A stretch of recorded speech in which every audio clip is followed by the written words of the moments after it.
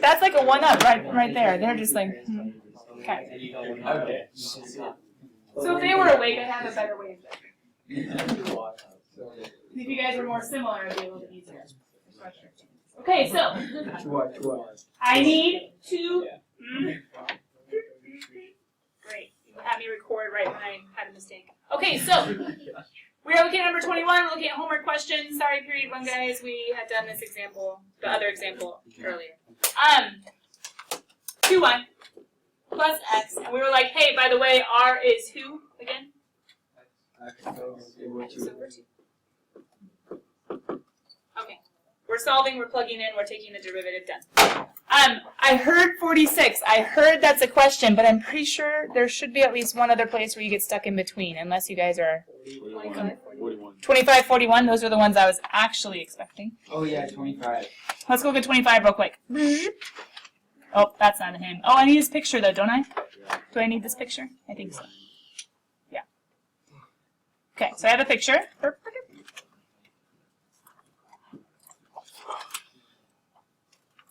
What do you guys see in the picture? Circle. Circle, semicircle, and who's inside? A rectangle. Honors kids. We spent a lot of time on this last year, my pre-cal honors kids. Regular pre-cal, we spent a little bit of time. But let's just read it. Who's the main guy? Who do I need to take the derivative of and find the critical numbers? Why? Area's max. Him. I need him. I want his max, right? What else do I have? Yeah, I don't have a number, but you do have a clue, don't you? And question, isn't the clue already solved for one of the variables? Makes it nice and easy to plug into base times height. I need x's and y's. I need x's and y's. So, who is x and y? A point. Doesn't an x start at an origin and go out? Doesn't y go up? But if I need the base of the rectangle, who's it going to be? That was so hard for you last year. It's just 2x. 2x times y. Now, you guys weren't doing calculus last year. You weren't doing like derivatives. But you were seeing if you could look at a picture and figure that part out and say, yay, I figured out the area formula. You might not remember it, but you did. Although regular would probably be like, yeah, it's a thing. It's really cool. See if you can see it. Okay, let's move on. Honors, we talked about it. What are we going to do? How? Where? Nice. Right? A little bit cryptic, though. After we plug in, he's ready to go. What are we going to do? No. Yes. Take a derivative, set them equal to 0, solve, solve, solve. Maybe simplify some like 1/2, negative 1/2 power things in between, right? Cool. Moving on. 41! You guys, look at me being nice. Going over stuff. Where is he? Oh, P.S. I might be able to get you an online book next semester. Didn't work this semester, but maybe next. I'll work on it over Christmas. Is that a Christmas present? Kind of. A little bit after the fact, though. Make Christmas last all year long. Wait a minute. That's supposed to be the thing. Here we go. What do you see besides elk? You guys got your calculators? We're going to learn how to use them in a really cool way with problems we're allowed to use them on. I wonder how I'm going to use my calculator if one battery has been apparently missing for 1 day. I don't even know. Don't want to. Okay, 41! 41. What do you see besides elk? Chicken. Yeah, you guys feel free whenever the time comes for the games. I know. Elk. Population in terms of years, right? So population, I have this. I have 50 elk at the beginning, and what else do I have? T equals 2. Wait, I see 2 question marks, don't you? 2 question marks, right? So why don't we label this as like part A of the problem, and this is part B, because 2 question marks, 2 questions, 2 parts for me to answer. You to answer. Question: would you mathematically state what you're trying to find in part A? At what rate is the population increasing when t is 2? Solve for the derivative of, which could be just called p prime of 2. Why derivative? Because it says what? Rate. Rate of change, that's a derivative if I have an original quantity. Huh. B. Wait, pause. How could you do that in your calculator and not have to show any work? Derive and plug, but what if you're not showing any work? Are you going to be able to derive that without showing any work? But what can your calculator do? Someone tell everyone where to go. You could graph it, but this graph might be kind of yucky, so when you use the graph way of taking a derivative, you might have to change your window. You could. What's the other way of doing it? Math. Hit math. Hit the math button. And derive. Math and derive. What are we going to put in? Hold on. Do you guys see it? There's a d. Wait, isn't d over like a derivative thing? Yes. Ah. Now, in your calculator, we could use little alpha, what's the variable, t. We could put a t in.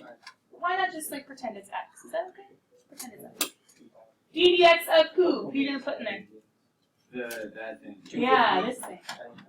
So let's put in our 250 over 1 plus 4 e to the negative, we changed it to x. Negative x over 3. Hold on, what if you guys are really bad at fractions and you forget to do the little parentheses if you're doing a division? Is there a snazzy way to make a fraction in your calculator? Alpha, y equals, enter. As long as you don't have a yellow button on your calculator because it's an older model, then you're going to have to do this divided by big old parentheses and it's okay, it'll work. There's a such that too, right? My brackets are not quite. Such that x equals 2. Plug it all in, enter, dun dun dun dun, write down the answer. If this was a long answer FRQ problem and you were allowed to use your calculator, they would expect no work. Why? Because that can do it for you.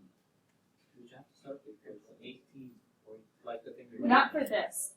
No, you should write p prime of 2 equals. So you should label it so they know what you did. But otherwise, you're good to go except question. What should your units be? Elk per, right? Miles per hour. It's going to be quantity per time, so elk per year. Plug and chug. Solve them.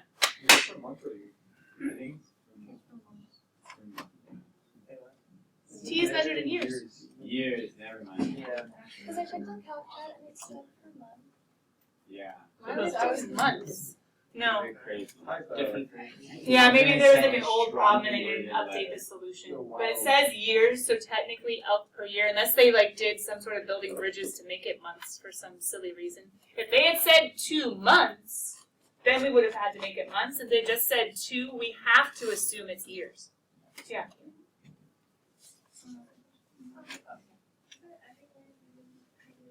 Oh, yeah. You still do your math.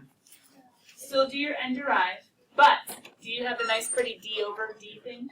People with yellow buttons, ready? Hold on. Math and derive. Yours is just going to look like, and this is technically what this other one does, just it made it look pretty. You're going to put the same equation. Can I just say P of T for the sake of time? Put in the equation, put a comma right above the number 7. Put, you're going to probably put X's too. That's the easiest button to push. Put in the equation, put a comma, put X, you're identifying which variable like they had to do, comma, and then you're saying 2. So people with the old calculators, the programming, the program or the function works such that you get the equation, comma, the variable in the equation, comma, 2. Or whatever number you're trying to plug in. Yeah. Something like this be on the the exam without calculator. mean, it could be. It could be a non-calculator problem, but the equation wouldn't be that messy. But they are going to have you find derivatives by hand, definitely on the AP. But if this was an FRQ problem, and if this was the function, you'd be using your calculator and you'd just be saying the answer because you're using it to do it. Letter B. This is where it gets tricky. Why second derivative? What are they asking you to find? Yeah, increasing, decreasing means first derivative, but what comes after that? Ooh, they want the maximum.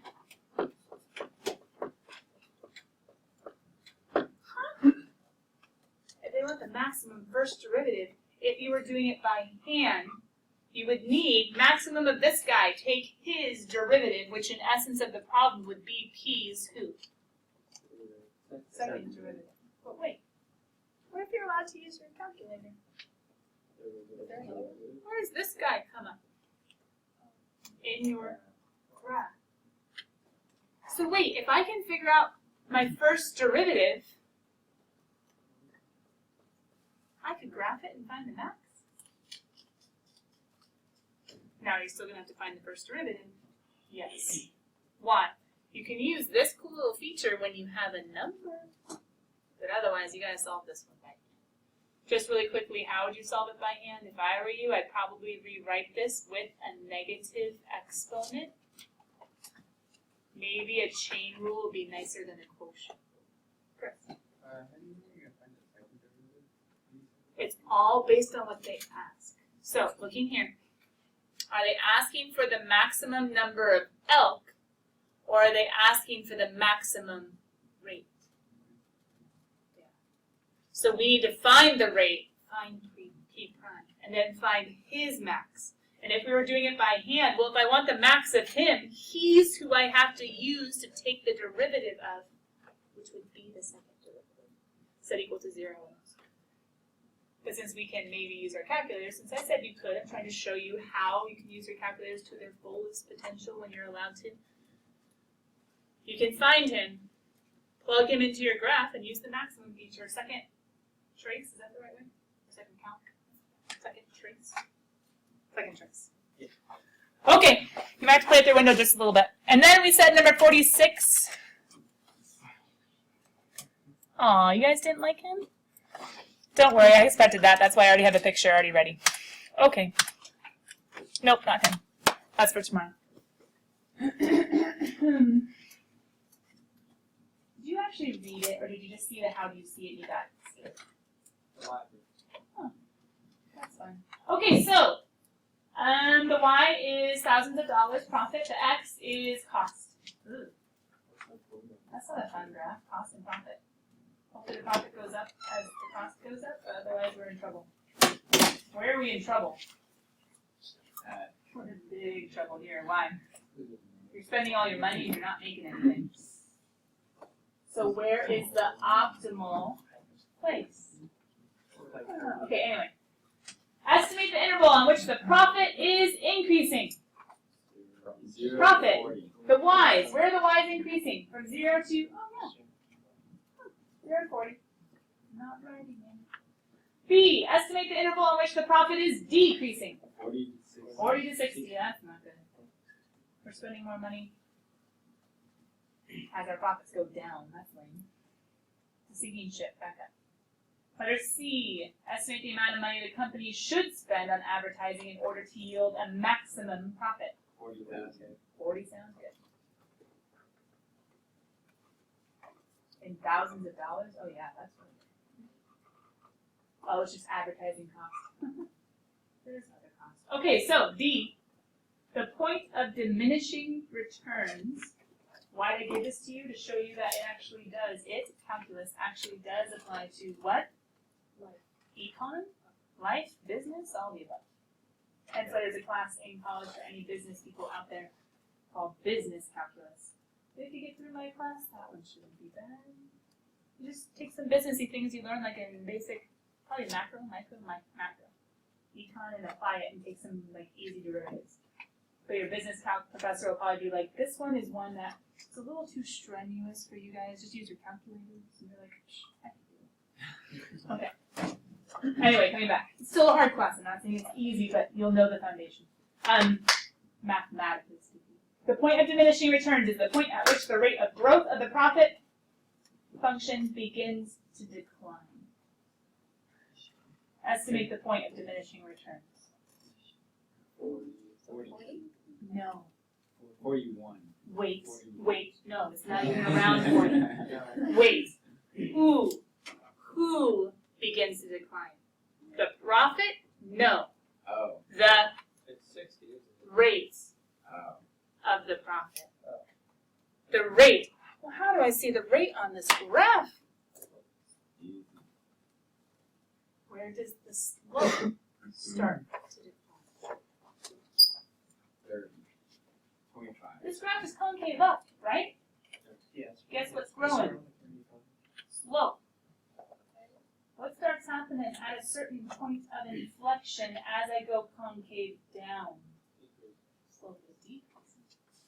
So when did the rate of growth of profit start to decline? Maybe 20-ish. I mean, I guess you could go 25. That's already concave down, isn't it? I would say 20-ish. But if you said 25, you still have the right idea. I'd probably say 20-ish. What's the point of the question? Question. How important is it for you to read the entire problem? Yeah.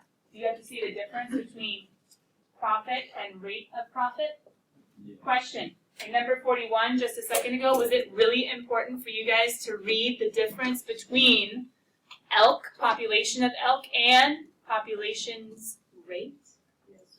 You gotta be able to read really carefully and make sure you have the right idea of what you're supposed to be doing. Kiddos, let's go ahead. Notes open if you're not already. 3-7, let's start it. Nice. We're still like 3 minutes ahead of period 1. Go team. And we argued about t-shirts for sweatshirts for What about a tangent? Unfortunately, So we went off on a tangent. Yeah, I guess it was the concept. unfortunately, we must have to. No, tangent.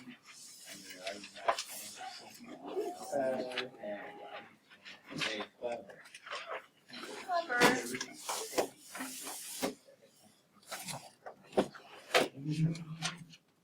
we thought about that before? Tangent line and tangent attitude function. Yeah. Why is that? Okay, so why is that? Tangent. We did that like geometry, right? We didn't learn tangent lines until calculus. Well, yeah, we did tangent lines to quadratics and treatment.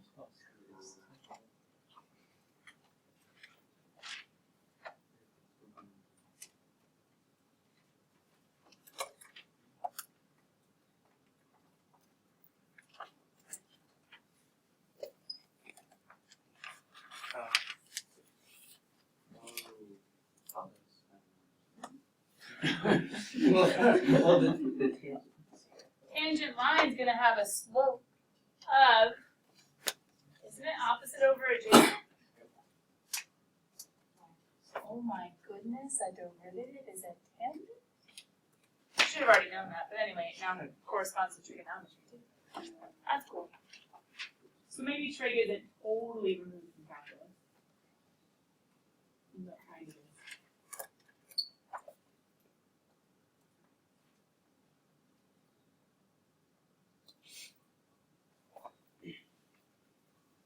All right, section 3.7. There are two facets to 3.7.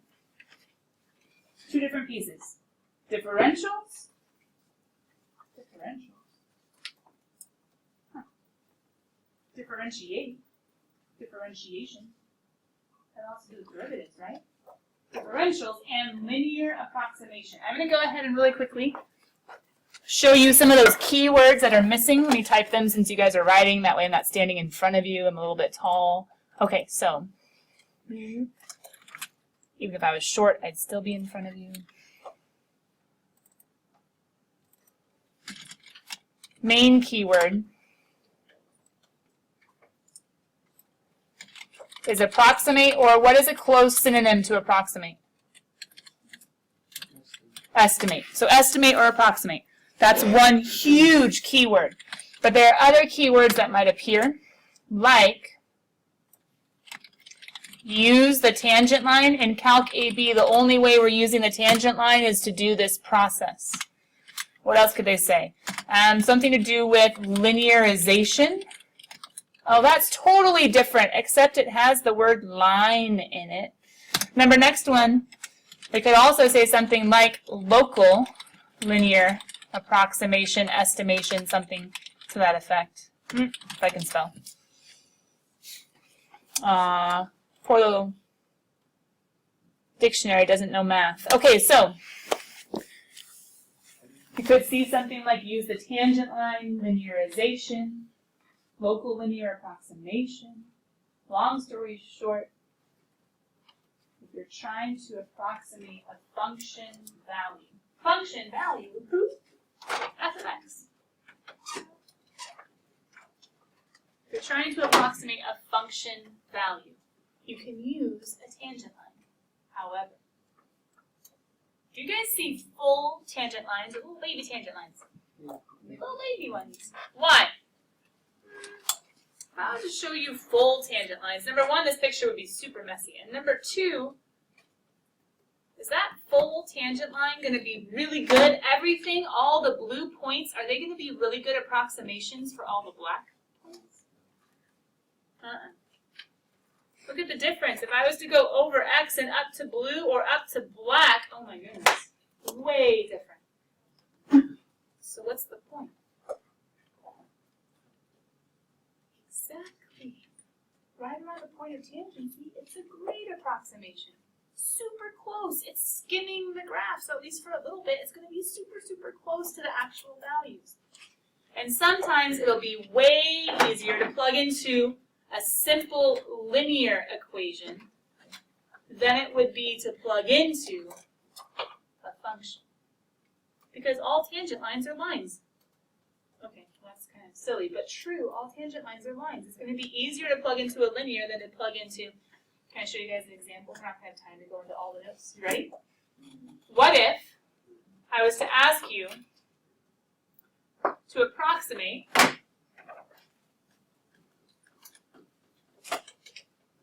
we'll say using CalcAB, approximate with the tangent line. Once you get to BC, towards the end, you can approximate with Taylor polynomials. Ooh, that's fun. Way more accurate, but just with a tangent line. Or if I was to ask you to approximate the square root of 4.2. It's 2. I want a better approximate than that. Don't take the derivative of him, that's 0. But what could I do? I could set up a function and say, okay, square root of x is the thingamabob going on. Then I could say, let's find the tangent line at x equals, why am I choosing 4? I know that one. And it's close to that one. So I can go ahead and do a quick little f prime of x, which is going to equal, hopefully we all know, 1 over 2 square root of x. I'm trying to do a y minus y1 square root of 4 equals f prime of, y1, which is f of 4, equals m, which is f prime of 4, times x minus 4. What is this? A tangent line. There's my derivative, the slope. There's my x1, my y1, which I found by plugging in. I get y minus 2 equals, isn't that 1/4? Who is this? A tangent line. Where is he? Super close to 4.2. How am I going to use him?